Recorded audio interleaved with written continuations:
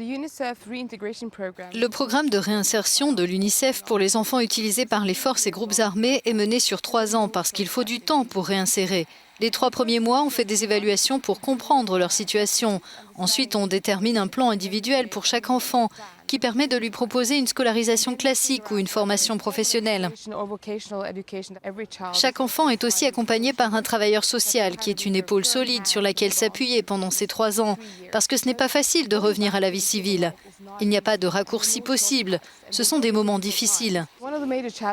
L'un des plus grands défis, c'est qu'ils se fassent accepter au sein de la communauté. Certains enfants ont fait des choses horribles sur ordre de leur commandant. Et c'est très difficile pour certaines communautés d'accepter le retour de ces enfants. Ils les voient comme des criminels et non comme des enfants.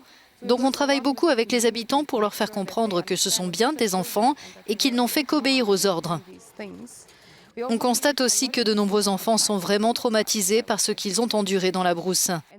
Et ils ont besoin d'une aide poussée au niveau psychologique et social pour pouvoir vivre avec ces souvenirs. Parce qu'on ne peut pas les effacer, mais on peut trouver des moyens d'apprendre à vivre avec eux.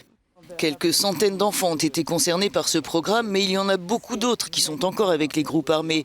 Alors à quel point est-il difficile de les faire sortir ?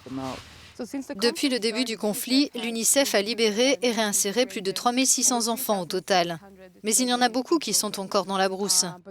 Certains sont déjà enregistrés et ils sont prêts à être remis en liberté.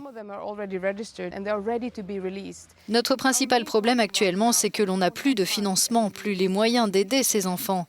Ce programme est sous-financé depuis plus d'1 an et on a utilisé d'autres ressources pour le maintenir. Mais aujourd'hui, ces fonds sont épuisés. Donc si on n'a pas de nouveaux financements, il est possible qu'on doive fermer ce site de Tindoka, mais aussi qu'on doive arrêter l'ensemble du programme. Or, si le processus de paix se maintient, de plus en plus d'enfants vont sortir de la brousse et ils auront besoin de notre aide. Mais sans argent, on ne pourra pas les aider convenablement.